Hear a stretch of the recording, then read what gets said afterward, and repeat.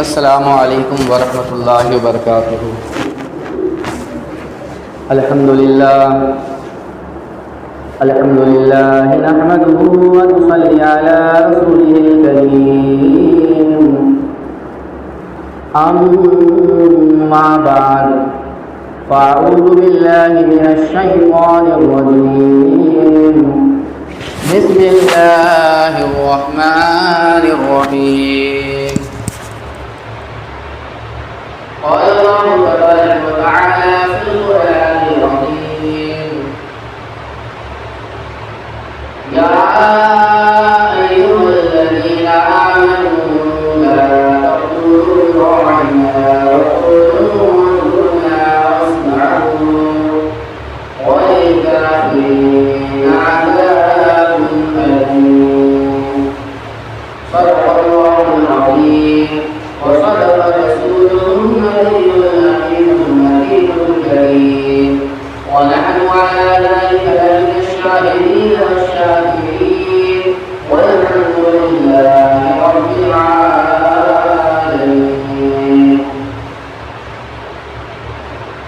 باوقار سامعین کرام، آئیے آیت کریمہ کی روشنی ڈالنے سے پہلے ہم اور آپ مل کر بارگاہ رسول میں بانداز غلامانہ، خادمانہ، ایماندارانہ، مخلصانہ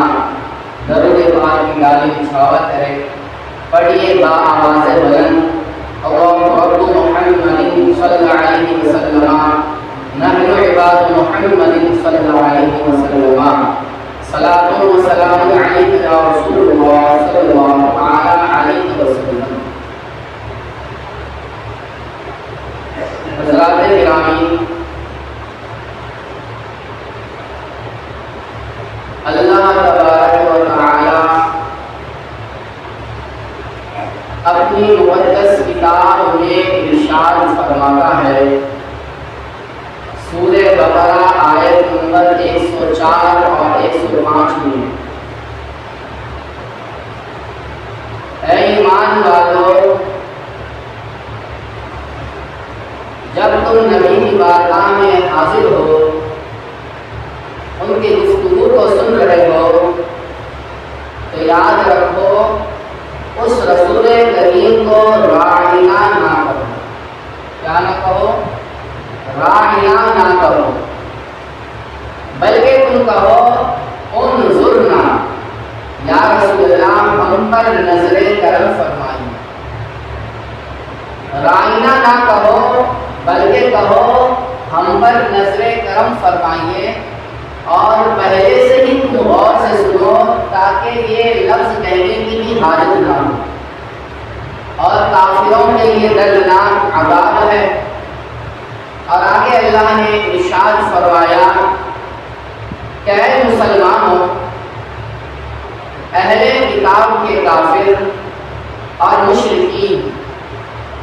یہ چاہتے ہی نہیں کہ مسلمانوں پر کوئی رب کی جانب سے بھلائی اترے، رب کی جانب سے کوئی خیر اترے،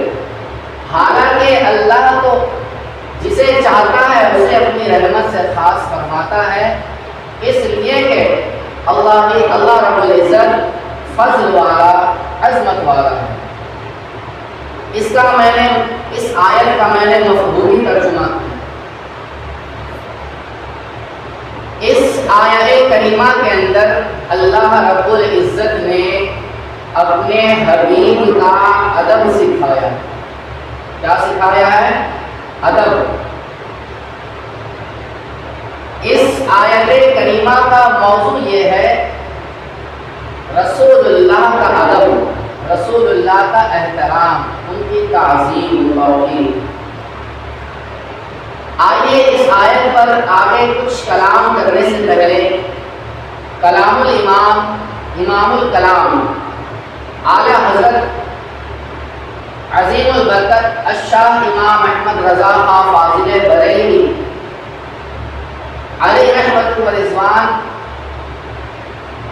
عقیدت و محبت سے ارشاد فرماتے ہیں، جب سرکار کی شان لکھنا چاہتے ہیں تو عالم تصور میں کھو جاتے ہیں کہ میں اس رسول کی شان میں لکھوں تو آخر کیا لکھوں، اس لیے کہ یہ وہ رسول ہے کہ جس رسول کے چہرے کی تعریف قرآن کہتا ہے وَالضُّحَىٰ، یہ وہ رسول ہے کہ جس کے زلفوں کی تعریف قرآن کہتا ہے وَاللَّيْلِ إِذَا سَجَىٰ، یہ وہ رسول ہے کہ جس کے قلم کے بارے میں کہا یاسین، جس کے وجود کو کہا طٰہٰ۔ اب اعلیٰ حضرت تصور میں ہے،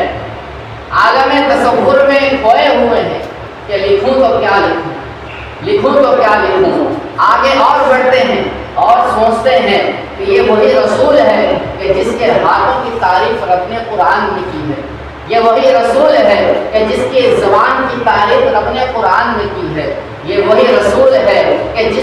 جن کی عمر کی قسم رب نے قرآن میں ارشاد فرمائی ہے، یہ وہی رسول ہے کہ جس کے شہر مکہ کی قسم رب نے قرآن میں یاد فرمائی ہے، یہ وہی رسول ہے کہ جس کے زمانے کی قسم رب نے قرآن میں اٹھائی ہے۔ اب اعلیٰ حضرت عظیم البرکت اس عالم تصور میں کھوئے ہوئے ہیں کہ آخر لکھوں تو کیا لکھوں، لکھوں تو کیا لکھوں، کیونکہ رب نے اپنے محبوب کی تعریف اتنی ہی کر دی ہے کہ میں جو ہے اپنے رب کے مقابلے میں محبوب کی تعریف کر نہیں سکتا ہوں۔ اب یہ تصور کے عالم میں کھوئے ہوئے ہی تھے، اچانک سے اعلیٰ حضرت کا قلم بول اٹھتا ہے، قلم کو اٹھاتے ہیں اور اٹھاتے ہیں تو لکھتے ہیں کہ یا رسول اللہ سرور کہوں کہ مالک و مولا کہوں تجھے، باغ خلیل کا گلے زیبا کہوں تجھے، اللہ رے تیرے جسم منور کی تابش ہے، اے جان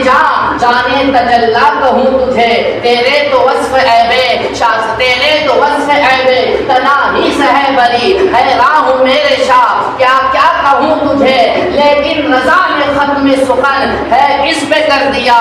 خالق کا بندہ خلق کا آقا کہوں تجھے۔ کہہ دیجئے محبت سے سبحان اللہ۔ حضرات گرامی، تو اللہ رب العزت نے اس آیت کریمہ کے اندر اپنے محبوب کے ادب کی تعلیم دی۔ مثال کے طور پر اس بات کو سمجھنے سے پہلے ایک مثال ہم سمجھ لیتے ہیں، ادب کتنا معنی رکھتا ہے اس کو جانتے ہیں۔ ماں باپ بڑی محنت و مشقت سے اپنی اولاد کو پیدا کرتے ہیں، پروان چڑھاتے ہیں۔ جب بچہ ماں کے پیٹ میں ہوتا ہے تو ماں اس کی تکلیفوں کو برداشت کرتی ہے، باپ ہاسپٹل کے چکریں لگاتا ہے، دوائیوں پر دوائیاں لیتا ہے، اپنا کافی سارا مال اس پر خرچ کرتا ہے تاکہ بچہ پیٹ کے اندر جو ہے میری جو اولاد پیٹ کے اندر ہے اسے کوئی تکلیف نہ ہونے پائے،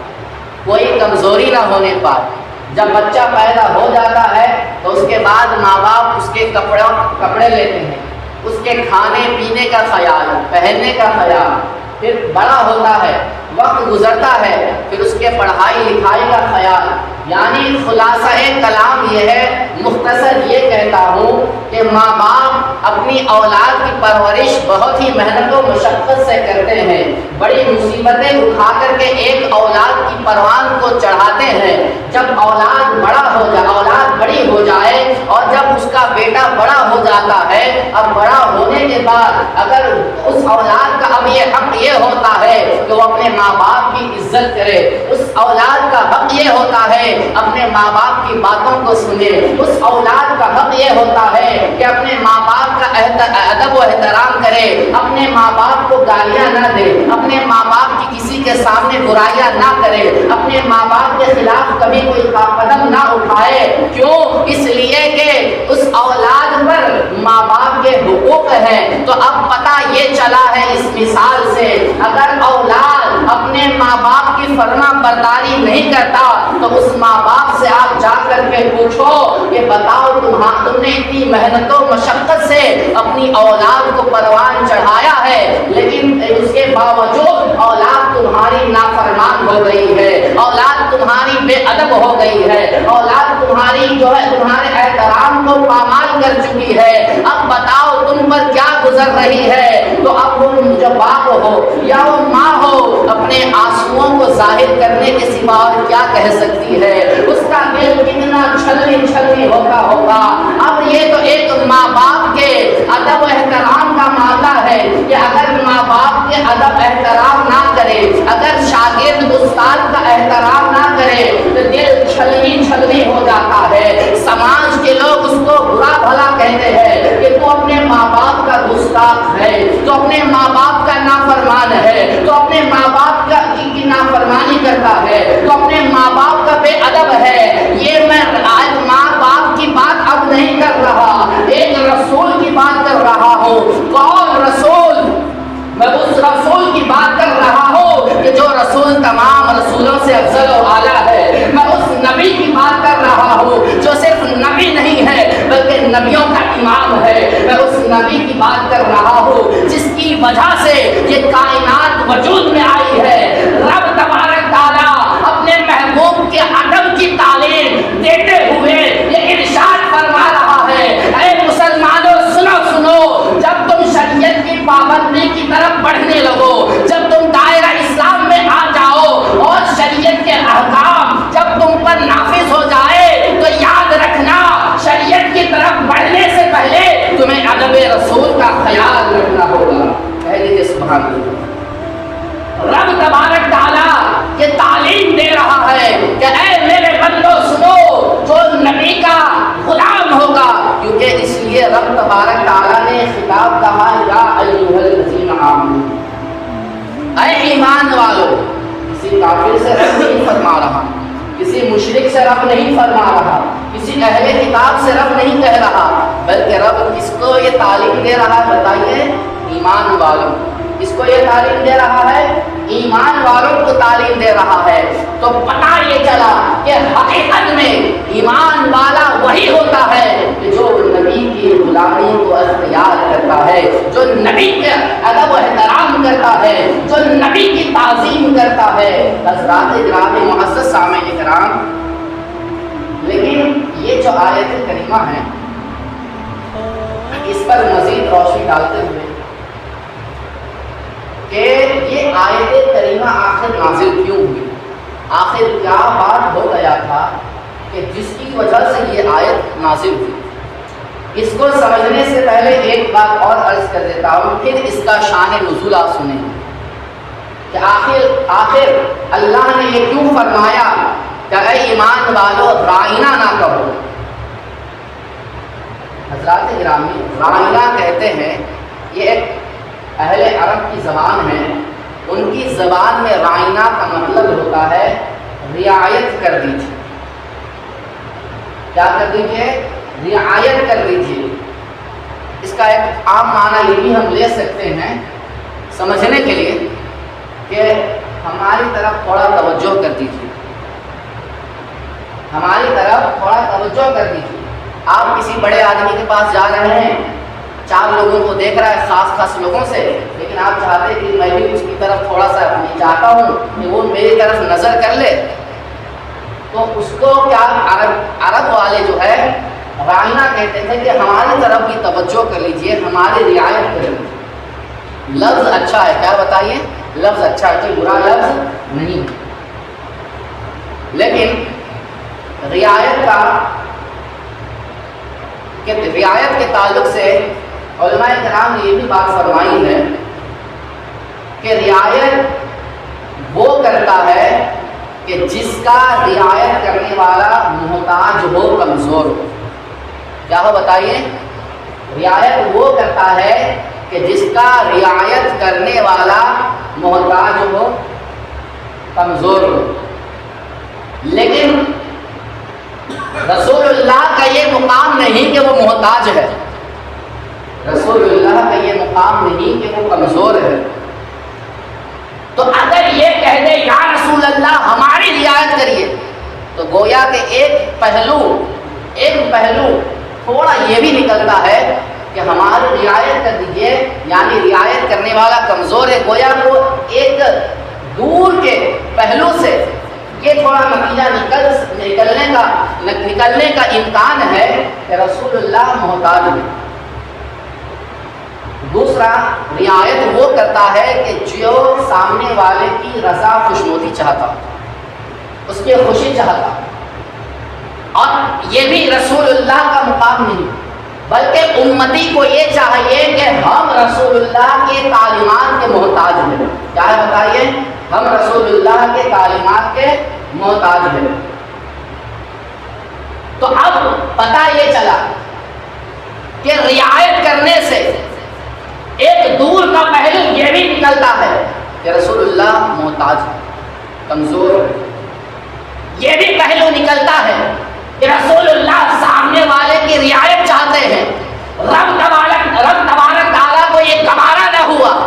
کہ محبوب یہ کہہ تو رہے ٹھیک ہے، لیکن ایسا لفظ استعمال کر رہے ہیں کہ جس کے اندر دور کا پہلو یہ نکل رہا ہو، گویا کہ آپ سے کہا جا رہا ہو کہ آپ محتاج ہیں۔ اے محبوب، ہمیں یہ کب گوارا ہو سکتا ہے؟ لہذا رب نے قرآن کی آیت نازل کی اور کہا، اے ایمان والو، خبردار میرے محبوب کو رائنا نہ کہنا، کہنا تو کہنا انظرنا یا رسول اللہ، ہم پر نظر کرم فرمائیے۔ کہہ دیجیے محبت سے سبحان اللہ۔ حضرات گرامی، ایک وجہ تو یہ ہوگی، جو وجہ دوم جو خاص طور پر علماء کرام فرماتے ہیں، تفسیر کی کتابوں میں آتا ہے کہ جب رسول اللہ اپنے صحابہ سے،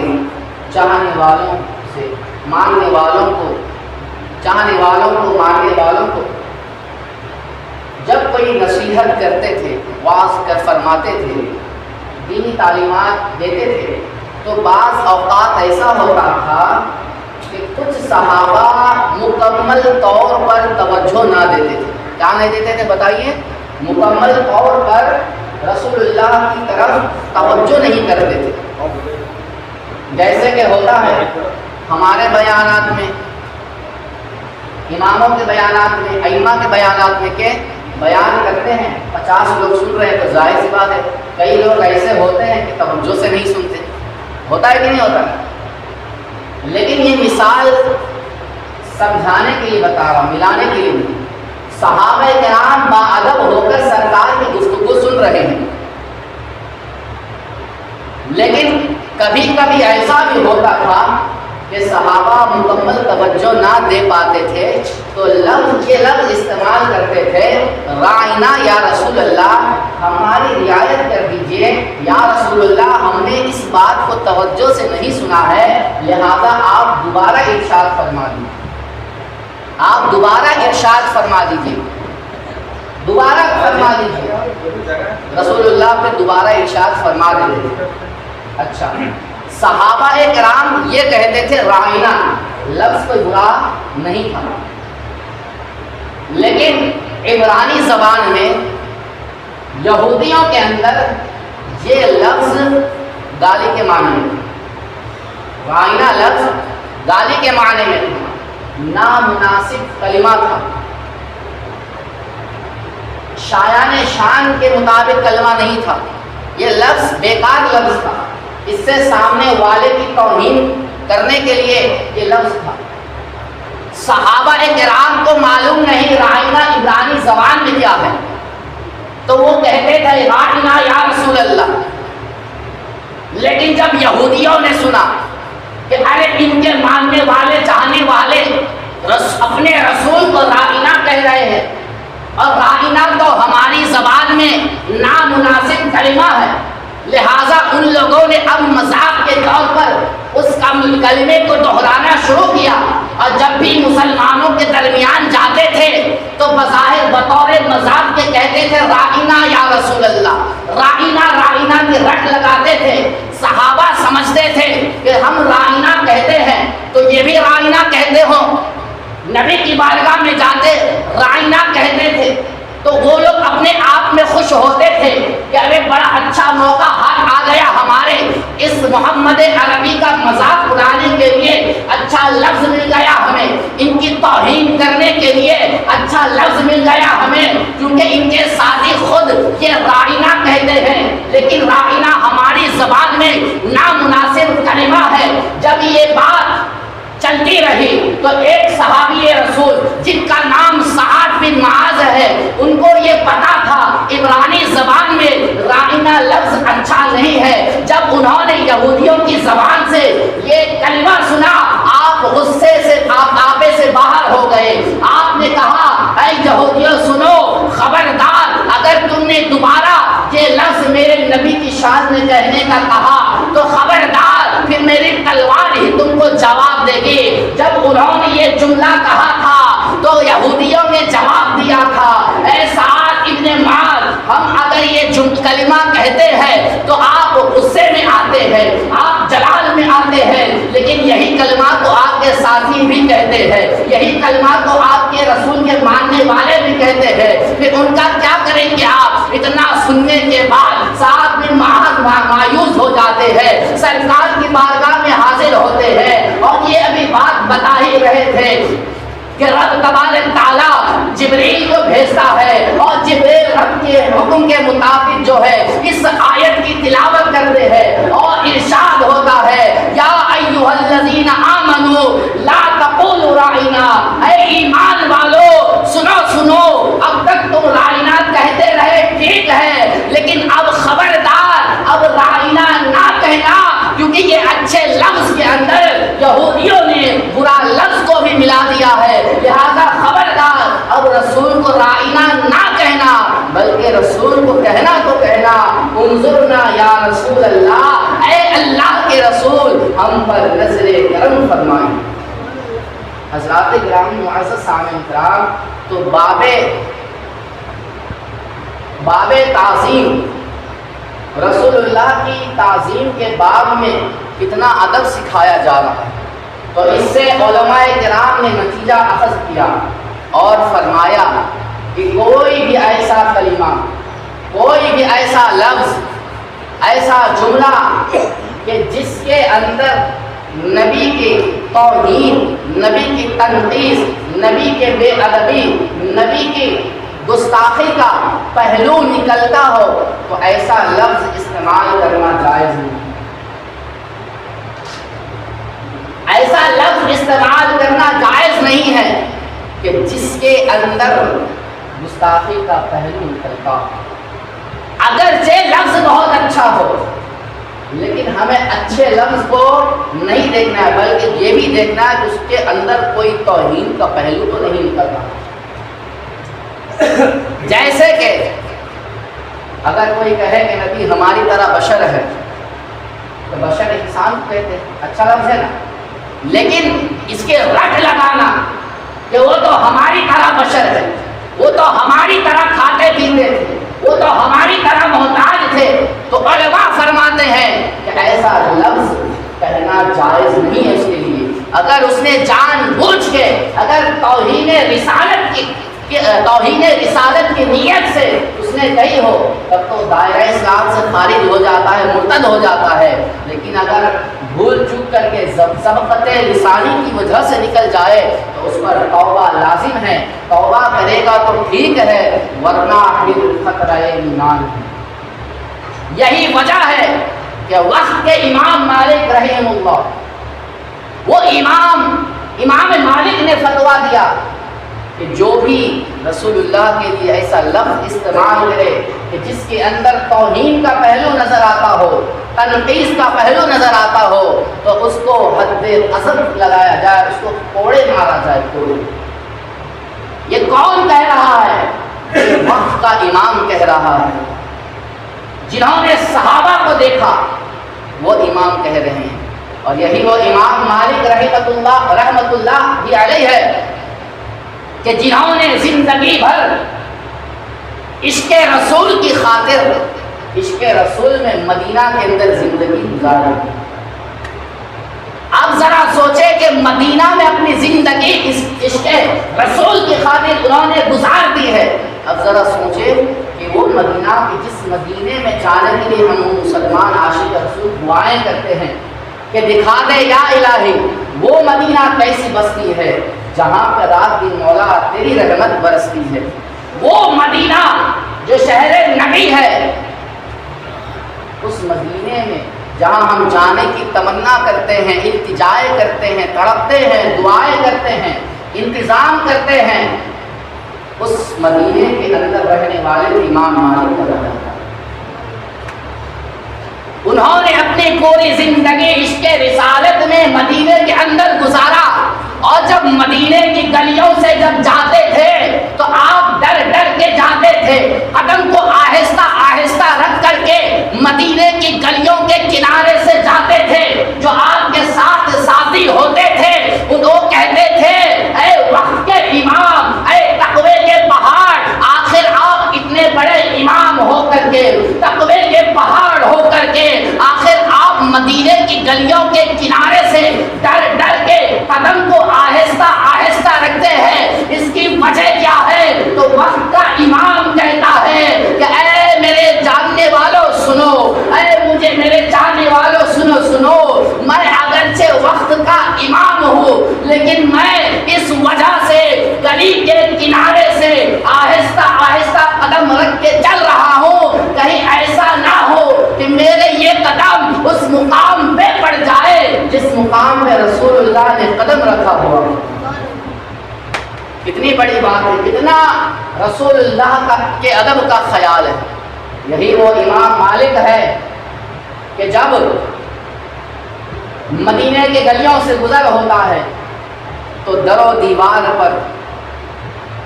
ہاتھ پھیرتے جاتے ہیں اور چومتے ہوئے در و دیوار کو جاتے ہیں، بوسہ دیتے ہوئے در و دیوار کو جاتے ہیں۔ ان کے چاہنے والوں نے، ماننے والوں نے کہا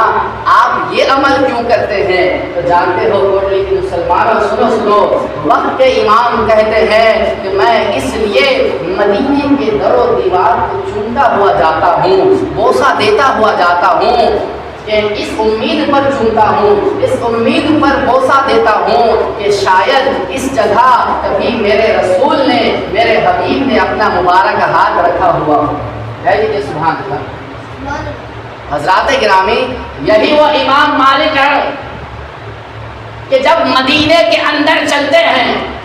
اور پیر میں اچانک سے ایک دن کانٹا چبھ جاتا ہے،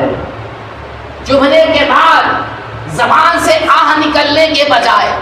زبان پر جو ہے آہ و فغاں نکلنے کے بجائے، اف نکلنے کے بجائے آپ مسکرانے لگتے ہیں، آپ مسکرانے لگتے ہیں۔ آپ کے چہرے کی مسکراہٹ کو دیکھ کر کے آپ کے چاہنے والے، آپ کے مریدین، آپ کے ساتھی حیران و پریشان ہوتے ہیں اور کہتے ہیں اے وقت امام، آپ کے پیر میں کانٹا چبھ گیا ہے اور بڑا ہی خطرناک کانٹا چبھا ہے، لہٰذا آپ اس کرنے کے بجائے، آہ و فغاں کرنے کے بجائے، تکلیف کے آثار دکھانے کے بجائے آپ کے چہرے پر مسکراہٹ ہے، آپ کے چہرے پہ خوشی کے آثار نظر آتے ہیں۔ تو جانتے ہو مسلمانوں، امام مالک نے جملہ کہا تھا کہ مدینے کا کانٹا، مدینے کا کانٹا ایسے ویسوں کو نصیب نہیں ہوتا، بلکہ مدینے کا کانٹا بھی خوش نصیبوں کو ہی نصیب ہوا کرتا ہے۔ حضرات گرامی، یہی وہ امام مالک ہے کہ جب رفع حاجت کرنا ہوتا ہے تو مدینے سے دور جاتے ہیں، لوگ پوچھتے ہیں آپ ایسا کیوں کرتے ہیں؟ تو کہتے ہیں کہیں ایسا نہ ہو میں اس جگہ غلاظت کروں جس جگہ کیا پتا میرے رسول اللہ نے قدم پڑا۔ یہی وہ امام مالک ہے کہ جب ان سے کوئی مسئلہ دین کا پوچھتا تو آپ بتا دیتے، فقہ کا مسئلہ پوچھتا بتا دیتے، کوئی الگ مسئلہ پوچھتا بتا دیتے، لیکن جب کوئی حدیث رسول سننے کے لیے آیا، جب کوئی کہتا کہ آپ مجھے حدیث سنا دیجیے، رسول اللہ کی حدیث سنا دیجیے، تو آپ کہتے ہیں کہ رکو ہے، آپ اٹھتے ہیں، غسل خانے میں جاتے ہیں، غسل کرتے ہیں، غسل کرنے کے بعد اچھا لباس پہنتے ہیں، خوشبو لگاتے ہیں اور اچھے مسند پر بیٹھ کر کے پھر کہتے ہیں قال رسول اللہ صلی اللہ علیہ وسلم۔ یہ ادب رسول آخر انہوں نے کہاں سے سیکھا؟ انہوں نے کہاں سے سیکھا؟ انہوں نے اس قرآن کی آیت سے سیکھا؟ صحابہ نے کہاں سے سیکھا؟ اس قرآن کی آیت سے سیکھا۔ ان کو پتہ چل گیا کہ جب رب تبارک تعالیٰ اپنے محبوب کی تعظیم میں، اپنے محبوب کے ادب کے حوالے سے اتنا احتیاط فرمانے کے لیے کہہ رہا ہے کہ محبوب کو اگر اچھے لفظ سے بھی پکارا جائے، اس اچھے لفظ کے اندر بھی اگر کوئی پہلو گستاخی کا نکل جائے، کوئی پہلو توہین رسالت کا نکل جائے، تو خبردار ایسے اچھے لفظ کو بھی تم ہرگز استعمال نہ کرنا۔ یہ اس آیت کو سن کر کے انہوں نے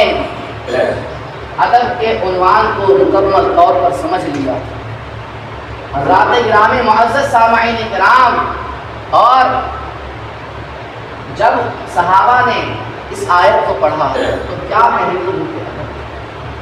حضرت ابو ایوب انصاری رضی اللہ تعالی عنہ جب سرکار مدینے میں تشریف فرما ہوتے ہیں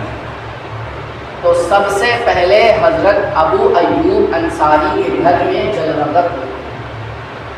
6 سے 7 مہینے حضرت ابو ایوب انصاری کے گھر میں آپ تشریف فرما ہوئے۔ آپ بڑی خاموشی کے ساتھ سن رہے ہیں، ذکر رسول کی محفل میں سبحان اللہ الحمدللہ ماشاءاللہ کے آواز سے کہتے رہیے۔ یہ خاموش مزاج تمہیں جینے نہیں دے گی، اس دور میں جینا ہے تو کوہرام مچا دو۔ حضرات گرامی معزز سامعین کرام، حضرت ابو ایوب انصاری کے مکان میں سرکار نے مدینے کے اندر قیام پذیر ہوا۔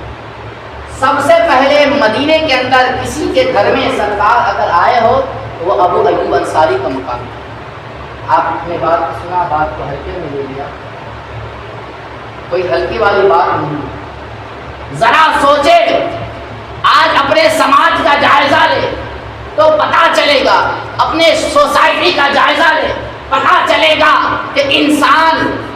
یہ چاہتا ہے کہ میرے گھر میں کوئی مشہور آدمی آ جائے، انسان یہ چاہتا ہے کہ میرے علاقے میں کوئی بڑا MLA آ جائے، انسان یہ چاہتا ہے کہ میرے گھر میں، مکان میں، گلی کوچے میں، محلے میں کوئی بڑا عہدیدار آ جائے۔ اور جب اس بندے کی مراد پوری ہو جاتی ہے، جب اس کے گھر میں کوئی بڑا آدمی آ جاتا ہے، کوئی پالیٹکس سے ہو یا پھر دینی معاملات سے جڑنے والا ہو، اگر وقت کا امام آ جائے، وقت کا مفتی آ جائے، وقت کا MLA آ جائے، وقت کا CM اس کے گھر میں آ جائے، تو انسان کی قسمت کی معراج ہو جاتی ہے، انسان خوش ہو جاتا ہے، انسان اتنا خوش ہوتا ہے کہ وہ ہر کسی کو کہتا ہے تجھے پتا ہے آج میرے گھر میں کون آیا تھا، تجھے پتا ہے آج میرے گھر میں کون آیا تھا۔ یہ ایک دنیا دار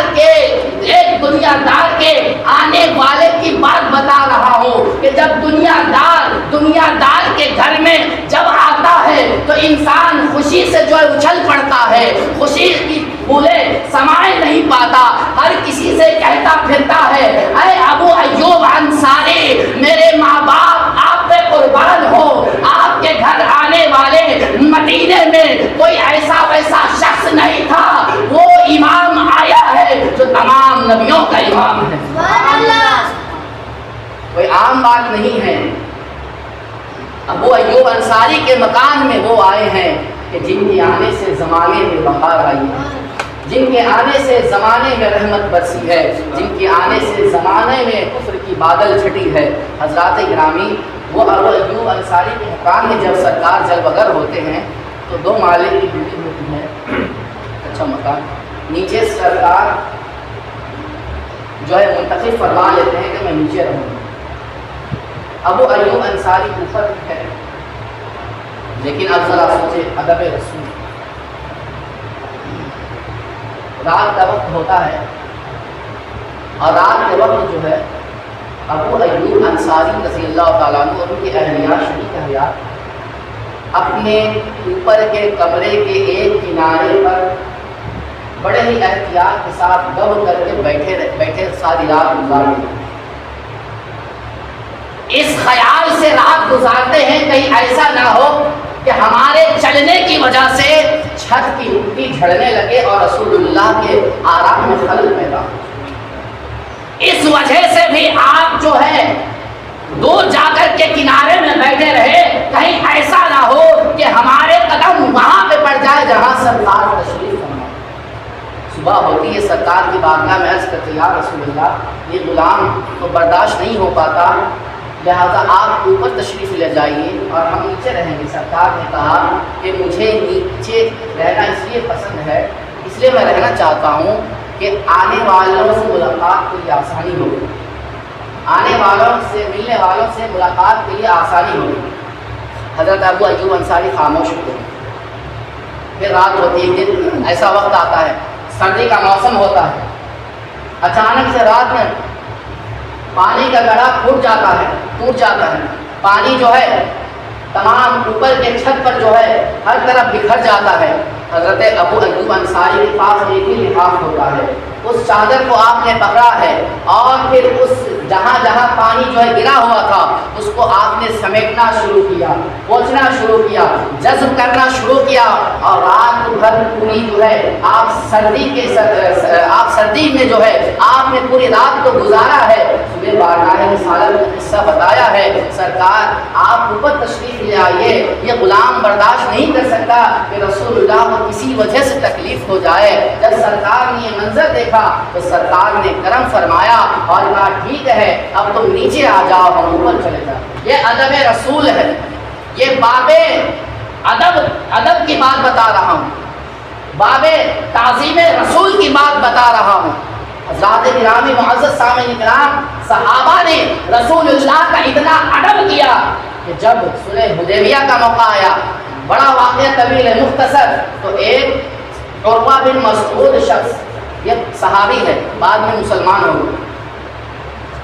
جب قریشیوں نے کہا کہ آپ بزرگ ہیں، ٹھیک ہے آپ چلے جائیے، پتہ کر کے آئیے کہ وہ لوگ کیا چاہتے ہیں، مسلمان کیا چاہتے ہیں، مکہ کے اندر آ کر کے کیا وہ واقعی طواف کرنا چاہتے ہیں یا پھر لڑائی کرنا چاہتے، جنگ کرنا چاہتے، کیا چاہتے، جا کے پتہ کر کے آئیے۔ ایک بڑا طویل واقعہ ہے، اس طرف نہ جاتے۔ عروہ بن مسعود آتے ہیں، صحابہ کرام کا مجمع رہتا ہے، رسول اللہ سے بات چیت ہوتی ہے۔ مختصر یہ کہ وہاں سے بھی نکلتے ہیں، صحابہ کی طرف نظر کیا، ان کے انداز کو دیکھا، کردار کو دیکھا، گفتار کو دیکھا، تمام چیزوں کو دیکھا۔ واپس مکہ وہ آتے ہیں، آنے کے بعد قریشیوں سے کہتے ہیں، اپنے ساتھیوں سے کہتے ہیں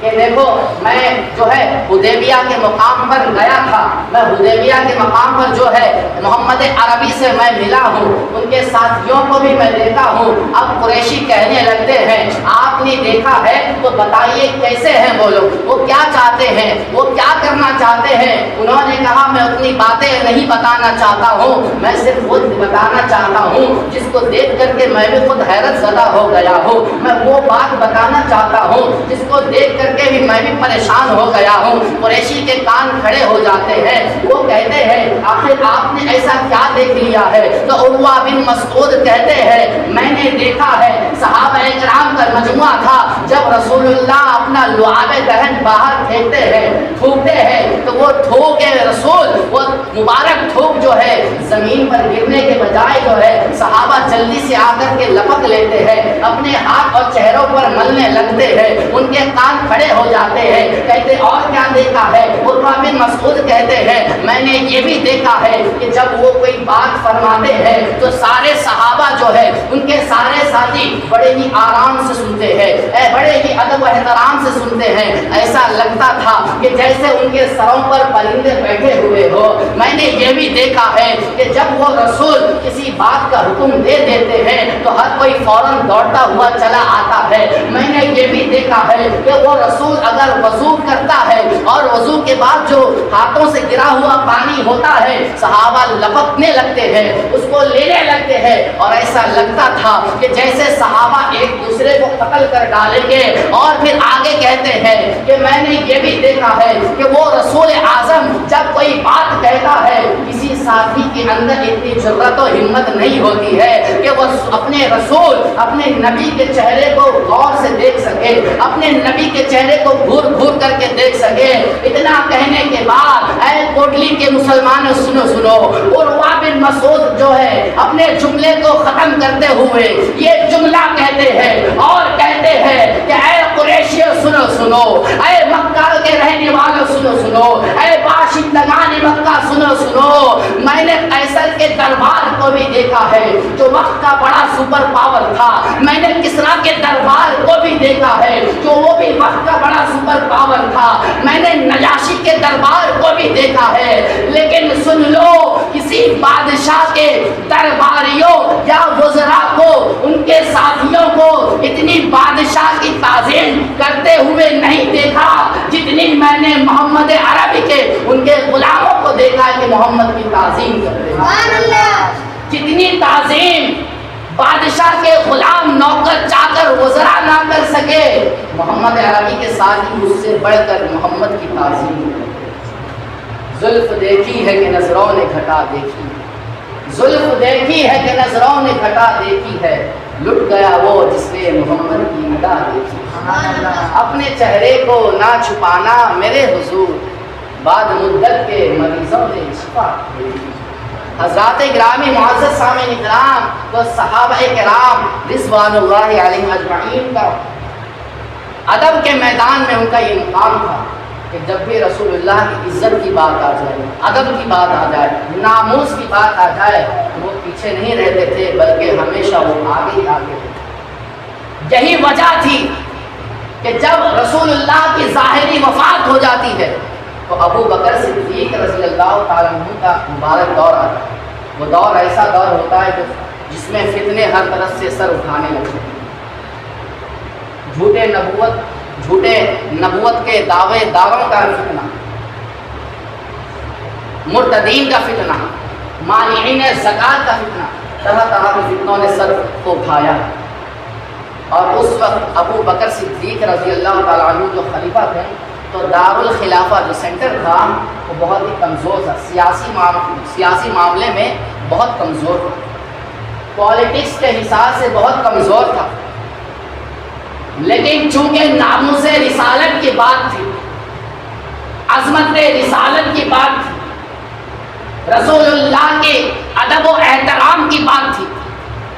ناموس رسالت پر حملے ہو رہے تھے، تو ابو بکر صدیق نے لوگوں کو جہاد کی طرف بلایا اور یہ پیغام دیا کہ اے مسلمانوں سنو سنو، اگرچہ دارالخلافہ ہمارا کمزور ہے۔ اچھا، اس سے پہلے یہ بات سمجھنے کے لیے ایک بات بتاتا ہوں۔ اگر آدمی کے پاس پیسہ نہ، غریب آدمی، تو سوچتا ہے ہم غریب ہیں، کیا دین کی خدمت کریں گے، کیا ہم دین کا کام کریں گے، کیا ہم عبادت اور ریاضت کریں گے، یہ اس کی سوچ ہوتی ہے۔ ایک سوچیے، دین سے پیچھے ہٹنے والا غریب کی بات بتا رہا ہوں، ایک دین سے پیچھے ہٹنے والا امیر کی بات بتا رہا ہوں کہ پیسے آ گئے، دولت آ گئے، لیکن وہ پھر دنیا داری کو دیکھتا ہے، دین کو نہیں دیکھتا۔ تو بتائیے، غریب رہ کر بھی کچھ نہیں کر پایا دین کے لیے، اور پیسے آنے کے باوجود بھی کچھ نہیں کر پایا، تو پتہ کیا چلا کہ دین کے لیے کام کرنے کے لیے غریب یا امیر ہونا لازم نہیں ہے۔ آئی بات سمجھ؟ اگر غریب ہے بندہ، دین کا کام کر رہا ہے، بہت اچھی بات ہے، پیسے آ گئے، پیسے آنے کے بعد اس کے اندر دین کا جذبہ ہے، اچھا ہے بہت، لیکن یہ یاد رکھے غریب ہونے کی وجہ سے دین کا کام نہیں کر رہا تو یہ اس کا بہانہ ہے، شیطان کے وسوسے میں آ گیا۔ پیسہ ہونے کے باوجود دنیاوی کاروبار میں کاموں میں مصروف ہو گیا، دین کا کام نہیں کر رہا تو شیطان کے وسوسے میں آ گیا۔ آئی بات سمجھ؟ اب ابو بکر صدیق کے جملے کو غور سے سننا، کیا ہی انہوں نے جذبہ دلانے والا جملہ کہا تھا۔ ابو بکر صدیق نے کہا تھا، اے رسول اللہ کے غلاموں سنو سنو، اے نبی پر جا ان کے نذرانے پیش کرنے والوں سنو سنو، اے نبی کے کلمے پڑھنے والوں تم بھی سنو، اے نبی کے ساتھ جہاد پہ شریک ہونے والے تم بھی سنو۔ ہمارا دارالخلافہ اگرچہ سیاسی طور پر اگرچہ کمزور ہے، پالیٹکس طور پر اگرچہ کمزور ہے، پیسے کے معاملے میں اگرچہ کمزور ہے، معاشی معاملے میں اگرچہ کمزور ہے، اقتصادی معاملے میں اگرچہ کمزور ہے، لیکن سن لو، میں خلیفہ وقت صدیق کہتا ہوں، میں خلیفہ وقت ابو بکر یہ کہتا ہوں کہ مسلمان کبھی بھی سیاست کی وجہ سے کمزور نہیں ہوتا ہے، مسلمان کبھی بھی پیسے کی وجہ سے کمزور نہیں ہوتا ہے، مسلمان کبھی بھی جائیداد کے کمی ہونے کی وجہ کمزور نہیں ہوتا ہے، بلکہ سن لو مسلمان اس وقت کمزور ہوتا ہے جب اس کے دل سے رسول اللہ کی عزت نکل جاتی ہے۔ مسلمان اس وقت کمزور ہوتا ہے جب عشق رسول اس کے سینے سے بجھنے لگتا ہے۔ کتنا بڑا تاریخی جملہ انہوں نے کہا کہ خبردار یہ مت سمجھنا کہ دارالخلافہ کمزور ہے، ہم کیسے مقابلہ کر سکتے ہیں۔ لیکن حضرات گرامی معزز سامعین کرام، حضرات گرامی معزز سامعین کرام، وہ رسول پاک صلی اللہ علیہ وآلہ وسلم کہ جن کی ناموس کی خاطر صحابہ نے جو ہے اپنی جانوں کا نذرانہ پیش کیا، اپنے دولت کو نچھاور کیا، اور اگر رسول اللہ کی تعظیم کے معاملے کی بات آئے تو ہر مسلمان کا کام ہے اس تعظیم کو ادب سے سننا۔ ادب رسول کا یہ تقاضا ہے،